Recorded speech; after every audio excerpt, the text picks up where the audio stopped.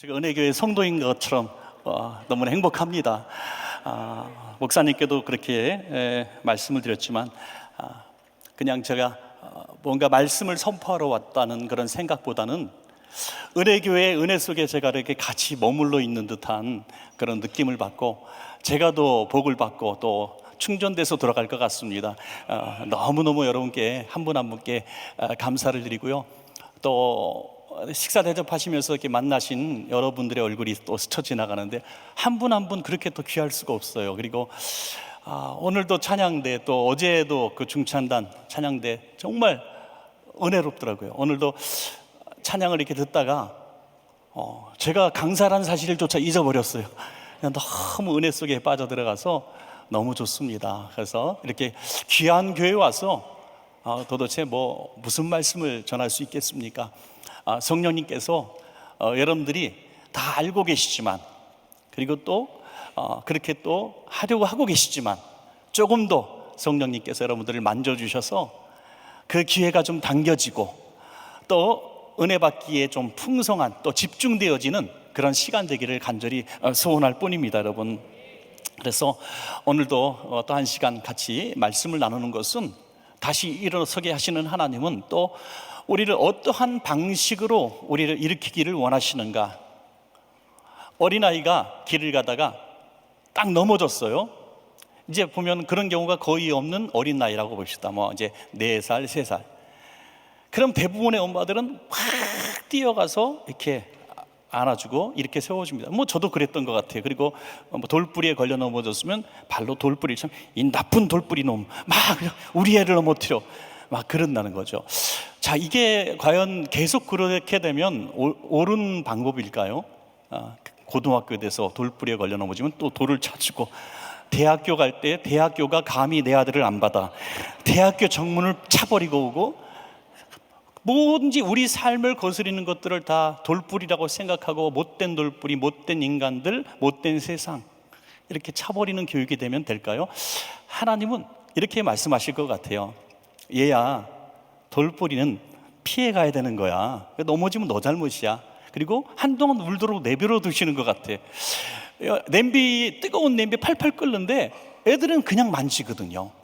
그러면 해도 안 되면요, 그냥 한번 손가락으로 이렇게 덜 뜨거울 때 대게 해라는 거예요. 다시는 냄비 근처도 안 간다는 거예요. 예. 어떤 아이가 병이 실제로 정신적으로 약간 이제 심각한 병이죠. 책만 보면 찢는 아이가 있었어요. 책만 보면 무슨 책이든 찢어, 신문도 찢고, 어떻게 상담을 해도 안 돼요. 그런데 이제 어린아이 이런 증후군에 대해서 정통한 어떤 상담가가 하루 만에 고쳤습니다. 몽둥이를 들고 찢을 때마다 때려버렸어요. 그리고 큰 소리, 평생에 엄마한테 한 번도 못 듣던 소리, 무서운 목소리, 찢지 마!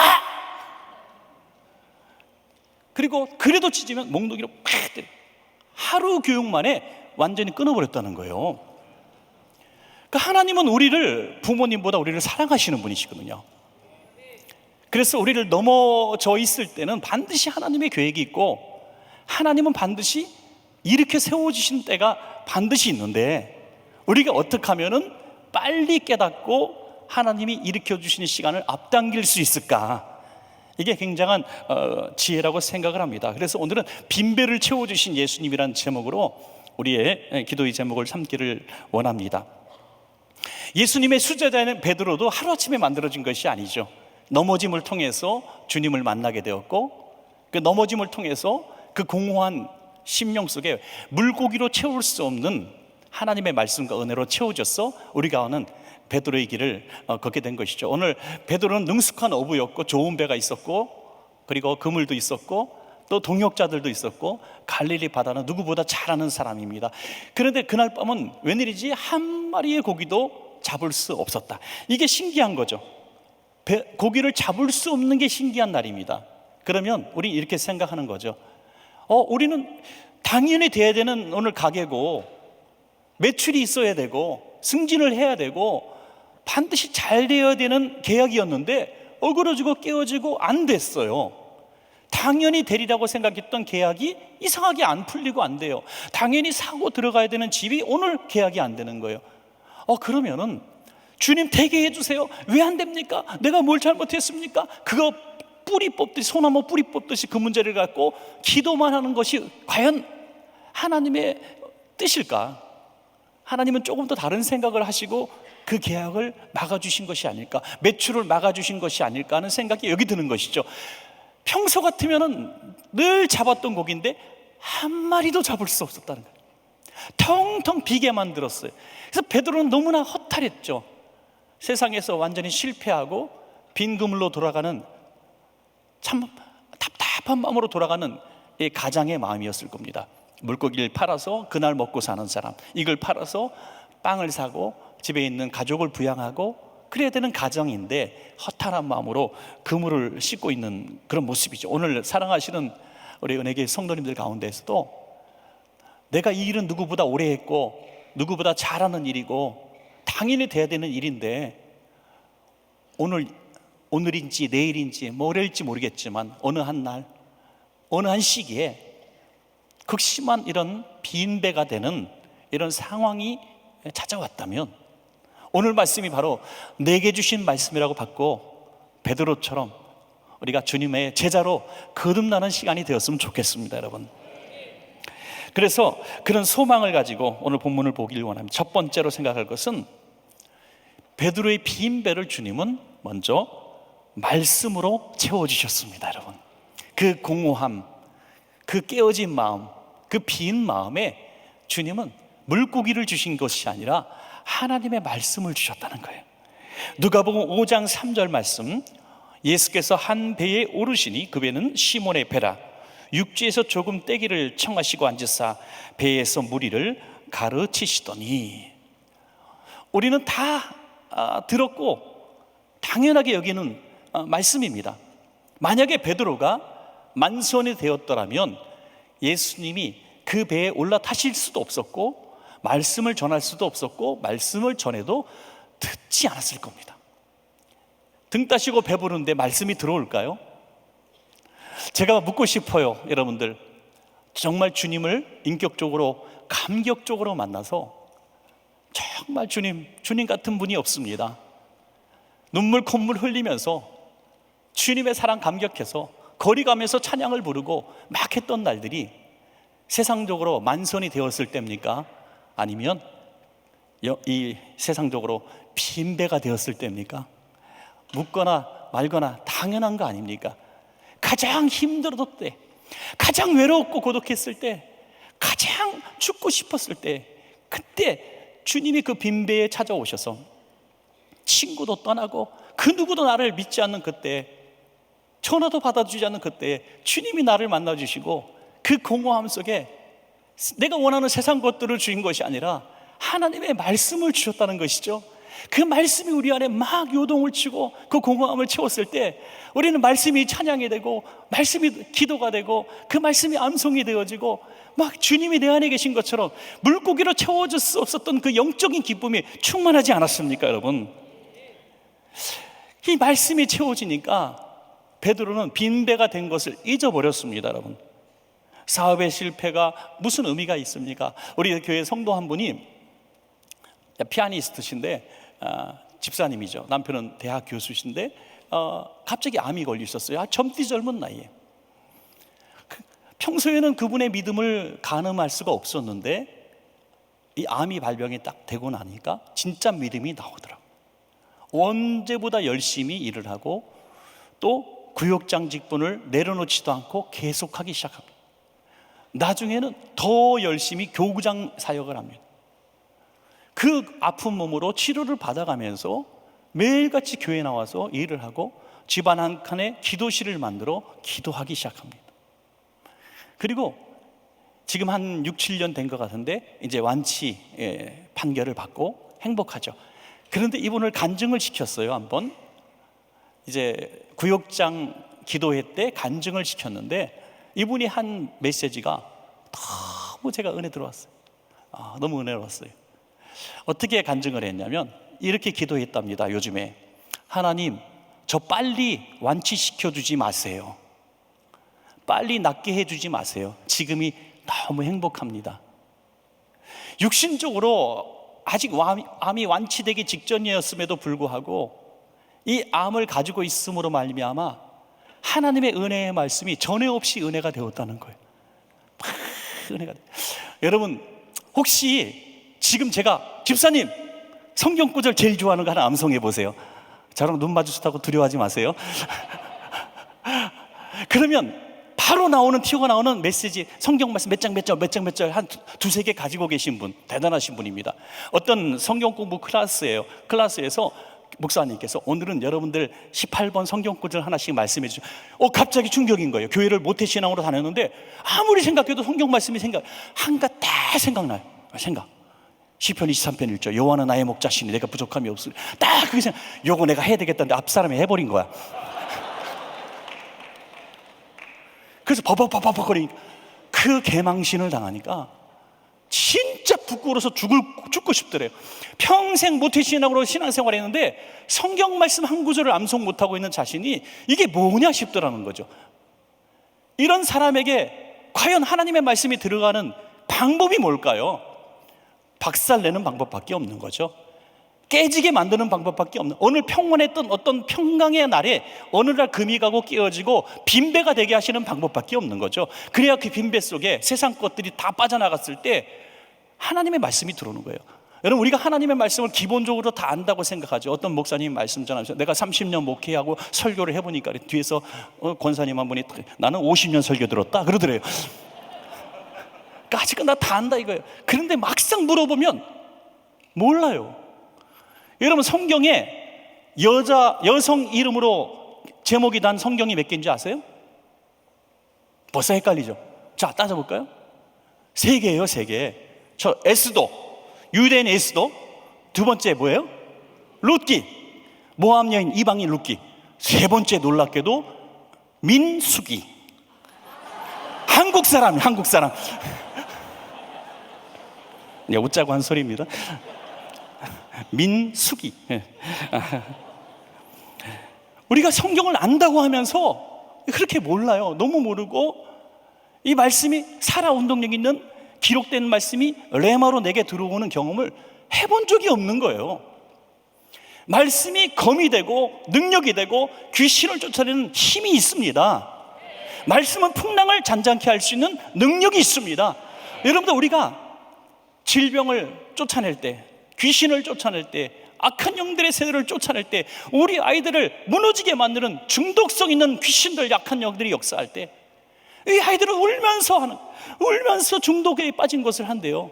울면서 술을 먹고, 울면서 마약을 하고, 울면서 게임 중독에서 빠져나가지 못하고 학교 못 가면서 아주 엉망으로 살아가면서 울면서, 목사님, 내가 내 힘으로 안 되는 거 어떡해요? 우리 힘으로 안 됩니다. 우리는 육신을 가졌어요. 오호라 나는 공고한 사람이로다. 사망의 몸에서 누가 나를 건져내? 넌 건져낼 사람이 없어요. 그런데 놀랍게도 말씀이 육신이 되신 예수님께서 내가 그 말씀을 선포할 때 나사렛 예수 이름으로 선포하는 것처럼 우리의 선포가 아닌 말씀의 선포, 주님의 선포 때문에 악한 영들이 떠나갈 줄로 믿습니다, 여러분. 그러니까 우리가 18번 말씀들을 적어도 서너 개는 암송을 해야 돼요. 이 책에도 기록해놓고, 여러분 운전하는 대시보드에도 붙여놓고, 화장대에도 붙여놓고, 회사 사무실에도 붙여놓고 계속 암송하는 겁니다. 특별히 지금 상황 가운데서 이 말씀이 무기가 되고 힘이 되는 말씀이 있다면 그 말씀을 가지고 선포하는 거예요. 계속 믿음으로 선포하는 것입니다. 선포하려면 쌓여져야 되는 거죠. 듣고 쌓여져야 되는데, 그렇게 많이 홍수처럼 들려지는, 매주일 들려지는 하나님의 말씀, 우리 구역에서도 기관에서도 어떤 모임에서 들려지는 하나님 말씀, 또 우리 한 목사님이 늘 뜨겁게 외치는 그 말씀들이 그때는 은혜를 받은 것 같은데 말씀으로 내 머릿속에 남지 않고 내 삶의 실천이 되지 않으면 우리는 이 말씀의 역사를 절대로 볼 수가 없습니다. 하나님이 이렇게 생각하는 것 같아요. 너 내가 빈배로 만들어줄게. 그거는 빈배가 돼가지고 하나님의 말씀이 여러 잡동사니 속에 하나 딱 떨어졌는데 말씀을 찾아볼 수가 없는 거예요. 지금 너무나 돈 욕심, 쾌락, 즐거움, 승진에 대한 꿈, 사업 확장에 대한 꿈, 이런 것들이 막 있는데 그 안에 말씀이 하나 두 개 떨어져 있는데 드러나지 않는 거예요. 그래서 다 빼내시고, 사업도 빼내시고, 건강도 빼내시고, 자식 사랑도 빼놓으시고, 다 빼보니까 말씀만 딱 남는 거죠. 그때 말씀이 보이는 거예요. 그때 하나님이 보이는 거예요. 저는 은혜교회 성도인지는 모르겠어요. 근데 며칠 전에 텔레비전을 봤는데, 한국에선 텔레비전 본다면 목사가 텔레비전 본다고 경건치 못하다고 그런 사람이 있었고, 저는 절대로 텔레비전을 봤다고 얘기하지 않고 이렇게 옷 입고 지나가다가 텔레비 모니터 켜 있는 거 우연히 봤다고 얘기합니다. 그 우연히 싹 스쳐가서 봤는데 캘리포니아의 한 가족의 얘기가 나오더라고요. 어떤 믿음 있는 가정에서 4자녀가 있는데 제일 큰 애가 19살인데 10대 아이 3명을 검사로 만들었어요. 여러분 아실지도 모르겠어요. 캘리포니아 사람이래요. 하긴 너는 서울 사람 다 아냐? 그럴 것 같아. 그런데 이 아버지 어머니가 애들한테 공부하라고 뭐 하라고 말씀을 안 하신대요. 그럼 뭐 하나 딱 얘기한대. 저 거기서 딱 섰습니다. 뭐 하라, 하나는 하라고 그러는데 그 하나가 뭐냐면 날마다 성경 한 장씩은 읽어야 한다. 와, 그런 믿음의 가정이니까 이는 명문가가 되는 거죠. 그냥 명문가가 아니라 신앙의 명문가. 여러분 손 불 끈지고 우리 집도 신앙의 명문가가 되리라. 아멘. 선포대로 될 줄로 믿습니다. 자, 그 비결이 뭐냐? 내 말 갖고 안 된다는 거예요. 내 지식 갖고 안 돼. 아무리 엄마가 교육학 박사고 철학 박사도 안 되는 거예요. 인문학 박사 안 되는 거예요. 애가 변화되지 않습니다. 하나님의 말씀만이 사람을 변화시키십니다. 그래서 베드로의 빈배를 만드신 가장 중요한 이유는 그 빈배에 물고기가 아니라 하나님의 말씀을 담아주시려고 베드로가 빈배게 되게 해주신 줄로 믿습니다. 여러분 혹시라도 지금 어느 때보다 빈배가 되셔서 전처럼 좀 덜 바쁘신 분들 계십니까? 참 은혜의 때입니다. 이때 기도원도 가시고 해외 TD 사역도 가시고 단기 선교도 가시고 열심히 하나님 앞에 한번 매달려 보십시오. 그 빈배를 주신 그 시간들을 정말 선용 한번 해보시기 바랍니다. 마귀가 우리를 넘어지게 하는 많은 무기들이 있는데요, 제일 무서운 마귀는 섭섭마귀라 그래요. 섭섭마귀를 줘서 제일 마음에 상처를 주고, 두 번째로 주는 마귀가 뭐냐면 복 주는 마귀래요. 바쁘게 만드는 마귀, 갈 데 많게 만드는 마귀. 그래서 너무 돈 벌기 바빠고 재미져가지고 기회를 할 수가 없어요. 목사님이 이것 좀 한번 해보시죠, 이번에 한번 뭐 합시다 그러면은, 목사님 지금은 너무너무 바쁘고요, 제가 11조 많이 드릴 테니까 이번엔 열심히 하고요, 제가 조금 한가해지면, 그럼 목사님이 이제 기도해, 주님 옛날처럼 한가하게 해주시옵소서. 그렇게 기도하진 않으시겠지만 영적으로 볼 땐 그게 더 복인 줄로 저는 믿습니다. 그래서 때로는 빈배가 된 것이 축복입니다. 빨리 이 시기를 벗어나려고 몸부림치고 울고불고 새벽마다 매달리시는 분들 계시죠. 위로가 될지는 모르겠지만 지금은 은혜 받을 때입니다. 그 안에 하나님의 말씀을 차곡차곡, 전에 없던 성경 통독도 한번 해보시고 필사도 한번 해보시고 내 18번 성경 구조도 만들어 보시고 영으로 막 말씀으로 채우는 시간이 되신다면 이후에 하나님은 2배가 넘치는, 2배 차고 넘치는 물고기도 주실 줄로 믿습니다. 자, 그래서 이 빈배에 하나님은 이제 말씀으로 채워주시고, 두 번째는 빈배를 믿음으로 채워주셨습니다. 이것은 자동적으로 연장선상에 있는 거죠. 말씀이 믿음이 되는 것입니다. 여러분, 이단과 사이비가 왜 뭐가 잘못된지 아시죠? 이단과 사이비는요, 말씀이 믿음이 된 게 아니라 교주가 믿음이 된 거예요. 교주가 믿음이, 사람이 믿음이 된 겁니다. 이게 이단이에요. 주님의 말씀이 내 믿음이 될 때 이것이 옳은 신앙인 줄로 믿으시기 바랍니다. 말씀. 저는 우리 교회 성도들에게 요즘도 어쩌다 한 번씩 한번 얘기를 하는 게 뭐냐면, 말씀을 막 전하는 사역을 하다 보니까 신뢰할 만한 연도가 됐잖아요. 20년이 넘게 담임을 했으니까 그냥 좀 틀린 얘기를 해도 교인들이 덮어놓고 아멘을 해주시더라고요. 아니, 삭개오가 자작나무에 올라갔다 그랬는데 아멘을 하고, 이삭이 아브라함을 낳았다 그랬는데 아멘하고 그러는 거죠. 예. 그리고선 그냥 뭐 헤헤 웃고 뭐 같이 즐겁게 돌아갈 수는 있어요. 그래서 제가 두려운 거죠. 제가 어느 날 성경과 다른 얘기를 하게 됐을 때 여러분 중 누구라도 용기 있는 분이 오셔서 목사님 틀렸습니다 라고 저에게 얘기해 주십시오. 그 성경과 다른 얘기를 지금 하셨습니다. 목사님 성경적 근거를 제게 말씀해 주세요 라고 말씀해 주십시오. 그래야 저도 살고 여러분도 삽니다. 여러분 이단이 딴 게 아니에요. 말씀이 아니라 사람의 말이 신앙이 될 때, 믿음이 될 때 이단과 사이비가 되고 망하는 길입니다. 그래서 이 말씀이 여러분의 믿음이 되게 하십시오. 여러분 오늘 누가복음 5장 10절부터 이거 먼저 너무 빨리 읽었네요. 로마서 10장 17절. 로마서 10장 17절. 그러므로 믿음은 들음에서 나며 들음은 그리스도의 말씀으로 말미암았느니라. 아멘. 믿음은 들음에서 난다 그랬어요. 그 들음이 뭡니까? 말씀.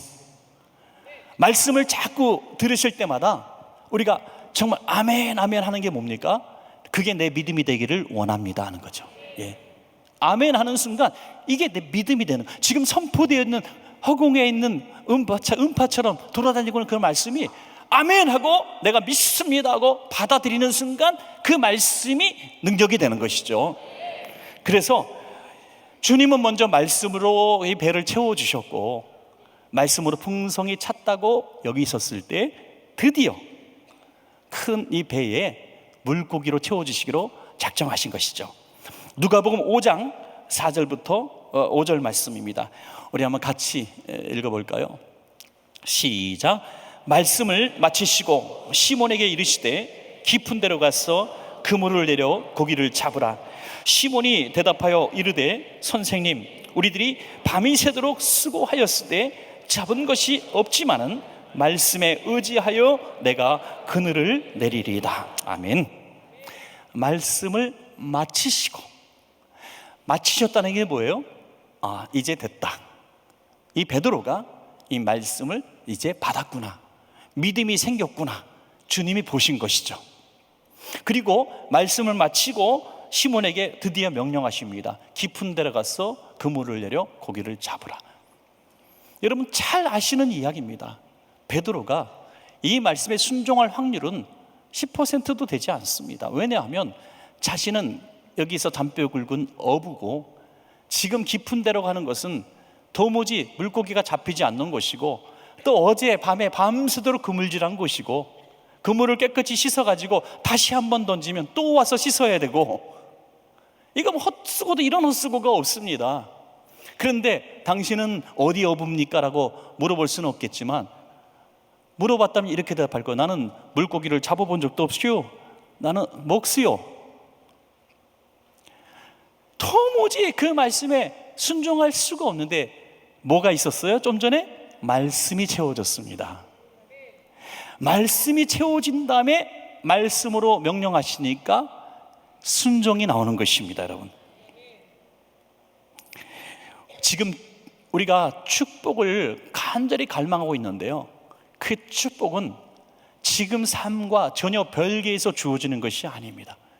그 별개 주어지는 삶의 축복을 바라는 사람들이 제일 먼저 하는 일이 뭔지 아십니까? 복권 사러 가는 거예요. 복권 사서 여기다 딱 성경책 깔피에 넣고 주여 이거 당첨되면 11조 드리고 우리 선교원금 드리고 목사님 양복도 한벌 해드리고 사모님 화장품 사드리고 부모님 빚 갚아드리고 자기도 돈이 남아 흐뭇한 마음으로 그렇게 그림을 그리면서 주님 이 정도면 할 만한 거 아닙니까? 이렇게 주님과 밀당을 해가면서 복권을 놓고 기도하고 있습니다. 여러분 이것이 뭐냐면 물고기잡이 내 생업에서 실패한 사람들이 전혀 다른 곳에서 일확천금을 바라보는 기복적 신앙이죠. 그래서 누군가 나에게 돈 줄 사람 없나? 어느 날 내가 떼돈 벌 수 있는 비결이 없을까? 아니 내가 새로운 직업을 택하면 거기에 뭔가 있지 않을까? 막연하게 찾아다니는 거예요. 그래 내가 그때 비트코인을 샀어야 되는데 하면서 지금도 가슴 아파하면서 주님 그때 말씀하지 않으셨습니까? 저도 하나님 좀 섭섭하긴 해요.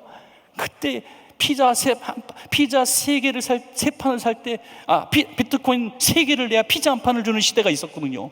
그때 저에게 감동을 주셔서 피자 가게를 열게 하셨으면 얼마나 좋았을까. 그럼 교회 빚도 싹 갚고 정말. 근데 하나님은 절대 그렇게 안 하셨을 거예요. 왜? 저를 살리시려고 절대로 그렇게 하지 않았을 거예요. 하나님이 주시는 복은요, 지금 내가 있는 곳에서 주십니다. 여러분, 가게가 너무 안 돼요? 그러면 분명히 돼야 되는 가게예요. 목도 좋고 이전 사람도 됐고 한때 되는 때도 있었어. 근데 안 돼. 이상해. 그러면 옆가게 다른 곳 더 좋은 업종, 지금 막 분식점 하는데 분식점이 안 돼. 전엔 잘 됐는데 안 찬대. 그러면 옆에 양식당으로 해볼까? 저기 BBQ 집으로 옮겨볼까? 그렇게 막연하게 고민해서는 안 된다는 거예요. 가게가 문제가 아니라, 시대가 문제가 아니라 베드로가 문제였던 거죠. 베드로가 변화되니까 빈배가 만선이 됐어요. 베드로가 변화되니까 한 마리도 잡지 못했던 그 바다가 물고기를 보내주었어요. 하나님은 우리의 가진 주변을 보시는 게 아니라 우리만 보십니다. 어느 날 헌금 드릴 때 너무 많은 것들이야. 너무 행복해, 너무 기뻐. 야, 나 좀 알아봤으면 좋겠다. 목사님 이번에 헌금 안 보나? 그런데 주보에 내 헌금이 빠졌어. 열받아요, 열받아. 그게 어느 날 반대로 생각해 봅시다. 1년째 소득이 없어. 카드빚에 카드빚만. 헌금 드릴 게 없어서 1불짜리 2개 하나 끄적끄적 거리다가 드릴까 말까 고민하고 있는 내 모습을 볼 때가 있다고 생각해 봅시다.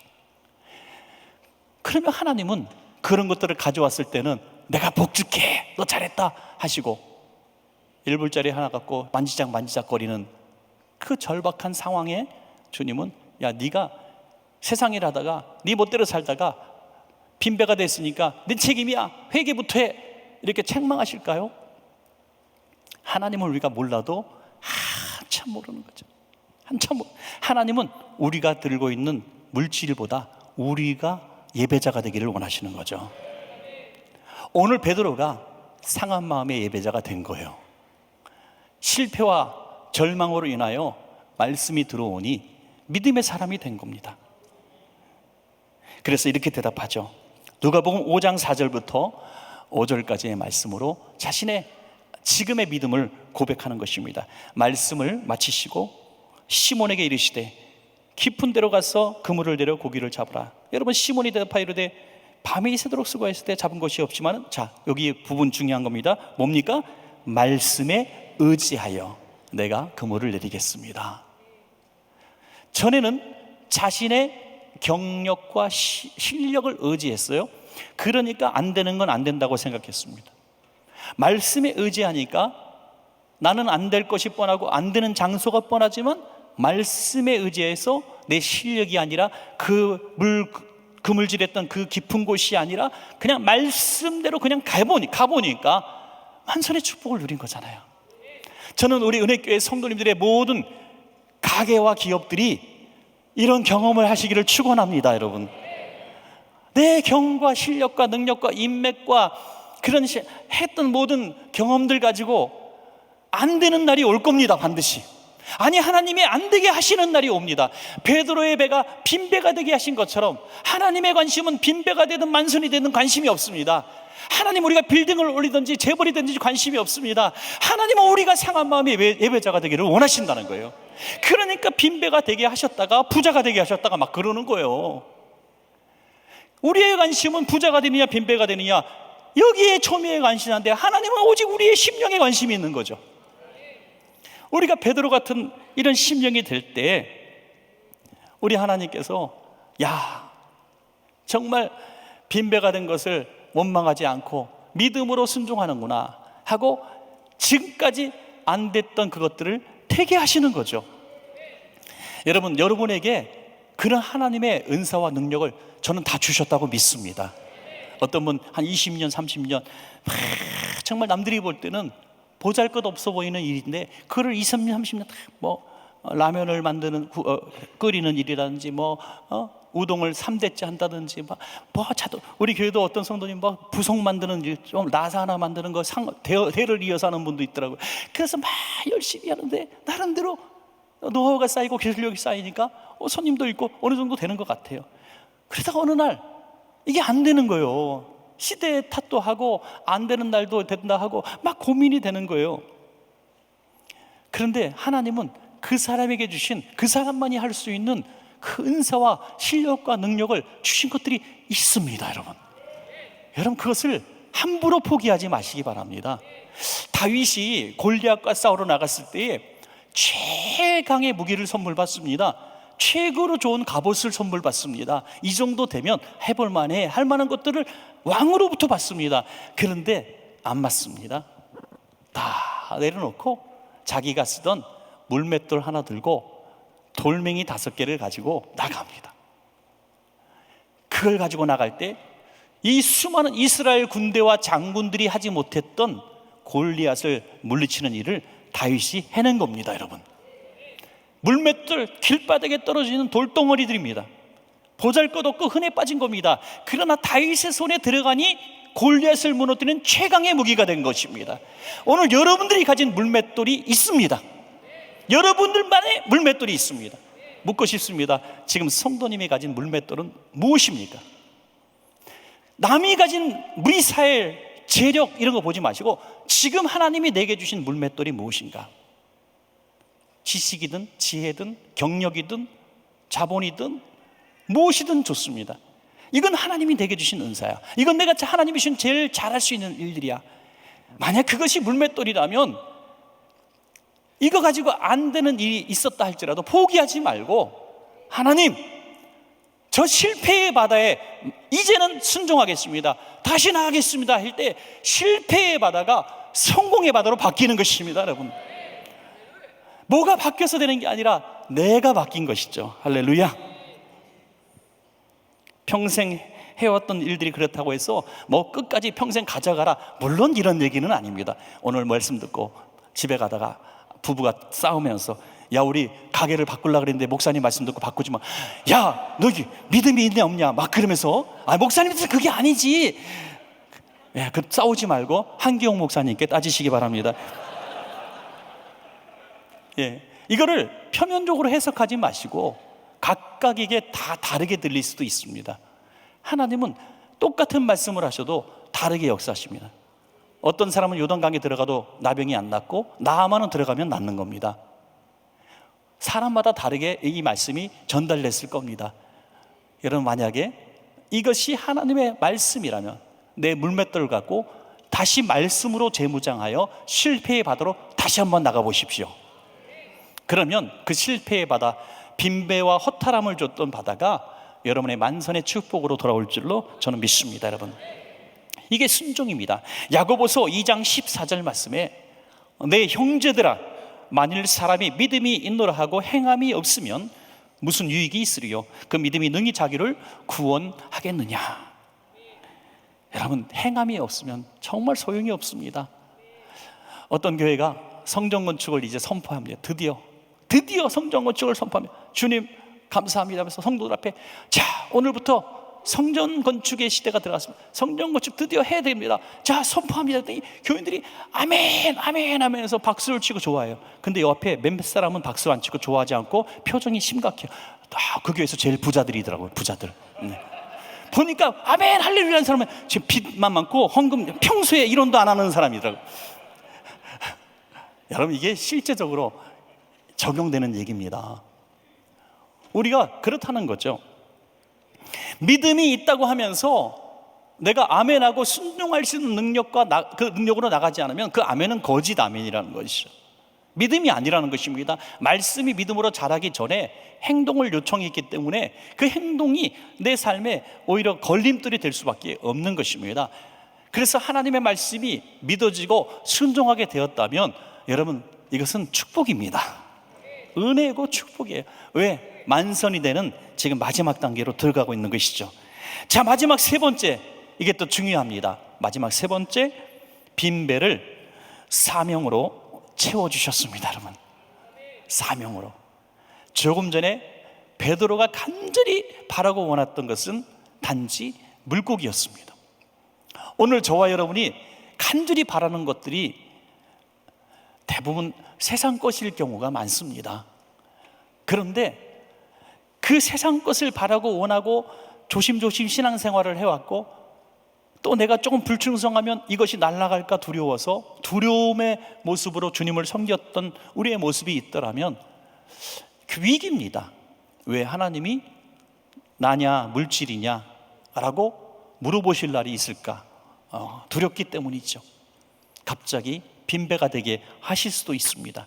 그러나 말씀으로 채워지고 믿음으로 채워진 그 다음에는 물고기를 준다 그래도 주님, 저는 물고기보다 주님이 좋아요 라고 말할 수 있는 거죠. 그 증거가 사명인 줄로 믿습니다. 이 사명을 받게 되면 그 다음에는 두려울 곳이 없는 거죠. 네, 두려울 곳이 없어요.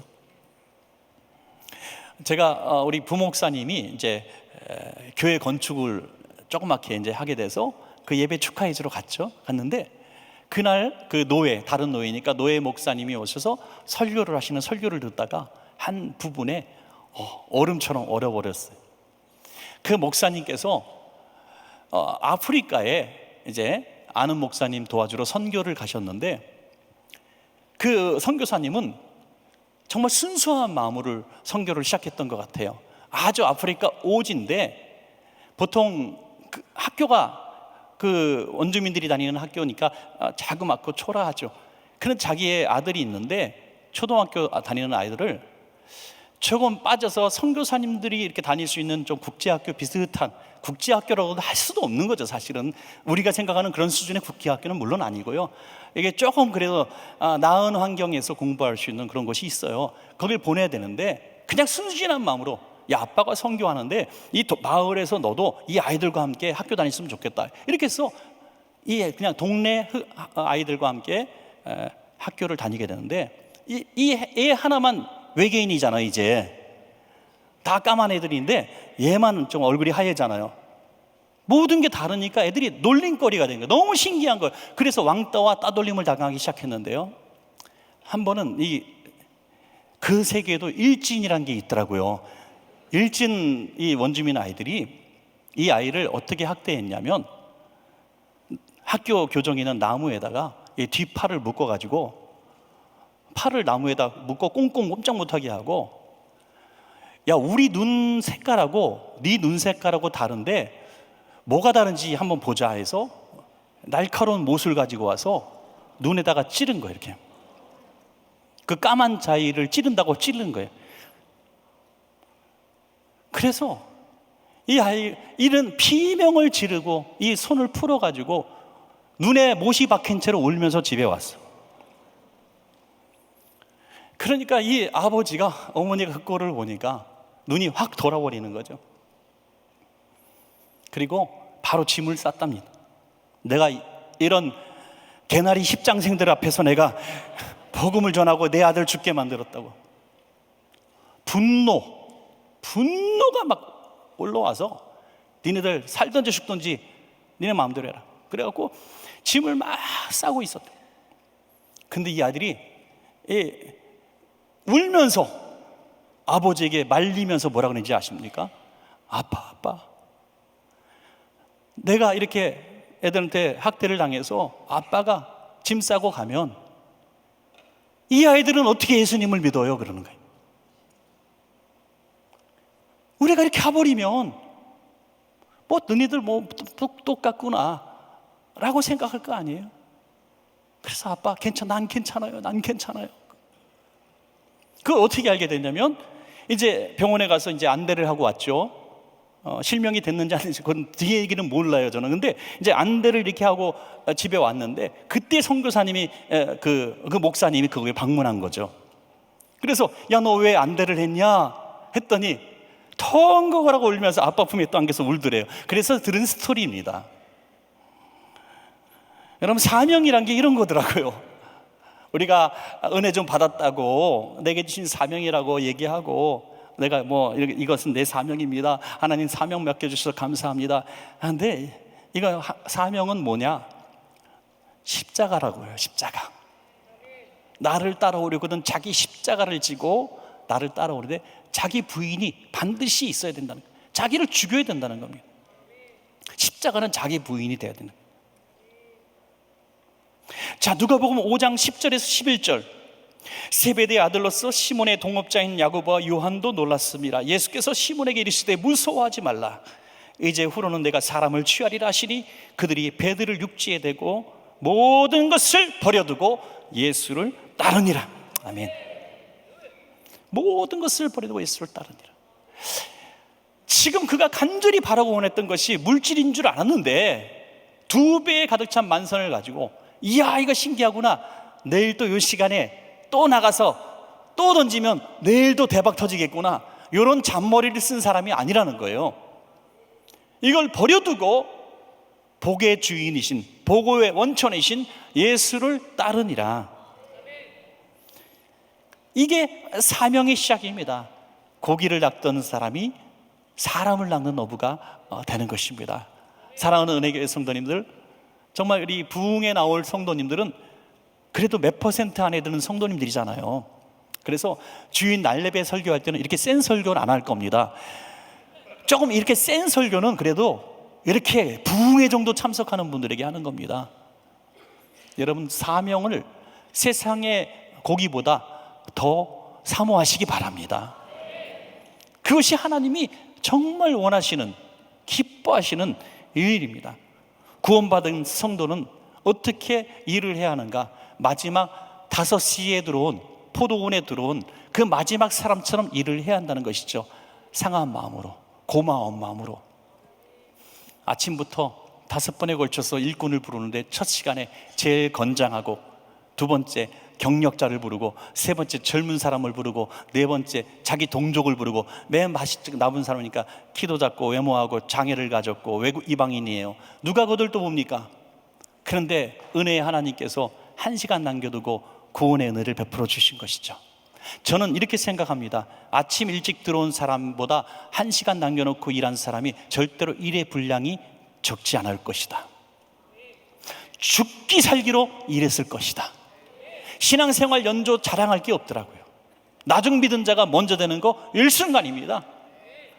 오늘 구원받은 자처럼 우리가 살아간다면, 오늘 주님 만난 감격으로 살아간다면, 처음 주님 만난 감격으로 찬양하고 봉사하고 살아간다면, 주님께서 우리를 맨 마지막 시간에 불러준 사람처럼 살아간다면 우리는 사명자가 되는 것입니다. 여러분, 제가 한 가지 예화만 드리고 기도의 제목을 또 삼기를 원하는데요, 정말 하나님이 살아계시고 구원받기를 기뻐하시는, 그리고 구원의 사명을 이렇게 기뻐하시는 그런 예화입니다.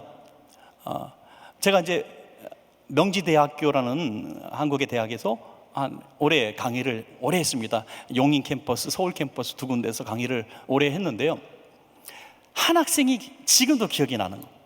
장시성을 가진 남학생인데요, 저는 이제 교양 과목을 하기 때문에 한 클래스에 70명이 정원입니다. 70명 학생이 늘 이렇게 찾는데, 그 학생들이 많다 보니까 이게 시험을 여러 번 나눠서 봤습니다. 그래서 중간고사를 이제 한 번은 독서 숙제로 내줬어요.